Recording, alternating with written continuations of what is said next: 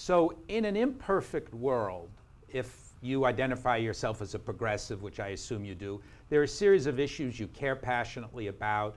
You've talked about absolutely brilliantly in the films. We have imperfect candidates. Where and how do you draw the lines with supporting imperfect candidates? Where do you figure, here I'm going to hold the line because this issue is absolutely critical and I will put this candidate's feet to the fire? And, you know, is that a conscious process? And it's a constant dialogue, and you'll see, again, the questions we've gotten are really interesting, and many of them circle around that. Well, why don't we start with taking candidates off the pedestals.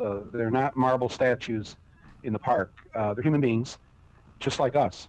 And we're all imperfect, all of us. All are, you know, seriously flawed in some ways. And we are on a lifelong path or struggle to get it together, to get it right, to be a better person, to think things out better politically or whatever. So maybe we should start seeing candidates as, you know, they're essentially like us, except, you know, they want to run for office. And that's why I don't get too, I know, I can tell you from my email that I've been getting the last few weeks, people are very, they don't want to say it all out, but they'll write it in an email to me. They're very disappointed in that the Obama campaign has taken of late. It doesn't seem to be the campaign of old, or the way it was, you know, a year ago, or even 9 months ago.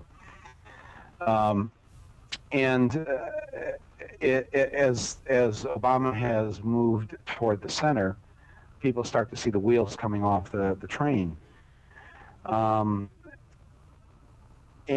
this is really a problem Democrats usually have, not the Republicans. The Republicans know it's important to inspire their base and get their base out to vote. The Democrats are always running away from their base, thinking that's the way they're going to get elected. And if they just sound a little bit more like the Republicans will vote for them.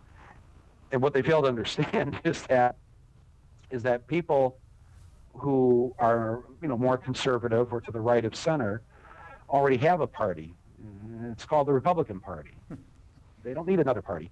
They certainly don't want an imitation version of the Republican Party. And I've said this for years that you know, people when you have a choice between the real thing and the imitation, you're always going to go with the real thing. I mean, if